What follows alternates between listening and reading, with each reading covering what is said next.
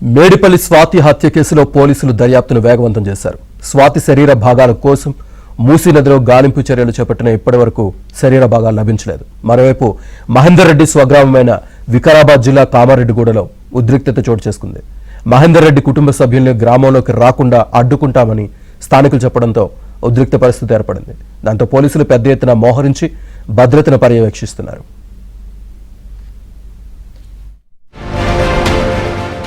మేడ్చల్ జిల్లా బోడుప్పల్ గర్భిణీ హత్య కేసులో పోలీసుల దర్యాప్తు కొనసాగుతోంది. స్వాతిని హత్య చేసిన మహేందర్ తల, కాళ్లు, చేతులను మూసీలో పడేసినట్లు పోలీసులకు చెప్పాడు. దీంతో మూసీలో 10 కిలోమీటర్ల వరకు వెతికినప్పటికీ మృతురాలి శరీర భాగాలు లభించలేదు. వరద ప్రవాహానికి శరీర భాగాలు కొట్టుకుపోయినట్టు అనుమానిస్తున్నారు. మృతురాలి మొండం ప్రస్తుతం గాంధీ మార్చిరీలోనే ఉంది. ఇప్పటికే నిందితుడు మహేందర్ను చర్లపల్లి జైలుకు తరలించారు మేడిపల్లి పోలీసులు.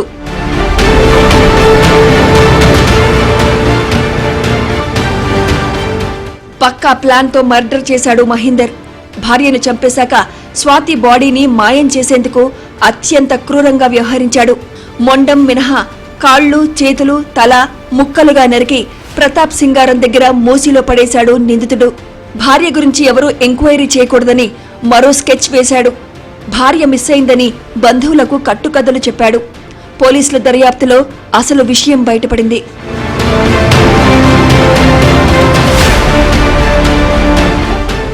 మూసీలో 10 కిలోమీటర్ల వరకు వెతికినా మృతురాలి శరీర భాగాలు లభించలేదని, ఇంకా వెతుకుతున్నట్లు పోలీసు అధికారులు తెలిపారు. ప్రస్తుతం గాంధీ మార్చిరీలోనే మృతురాలి మొండం ఉంది. మృతురాలి శరీర భాగాలు ఏమై ఉంటాయన్న కోణంలో పోలీసులు దర్యాప్తు చేస్తున్నారు.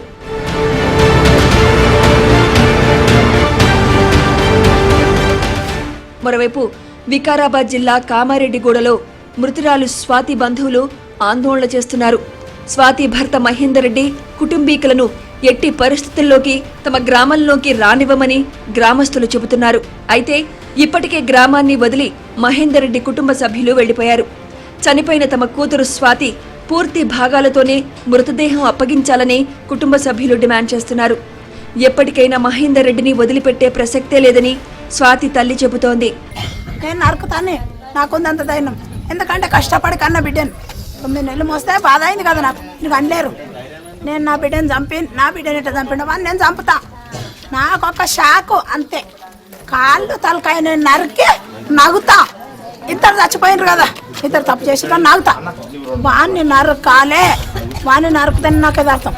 ఇక నిందితుడు మహేందర్ రెడ్డి తనను కూడా ఇబ్బంది పెట్టాడని, కాలేజీకి చాలాసార్లు వచ్చాడని స్వాతి సోదరి ఆరోపిస్తోంది.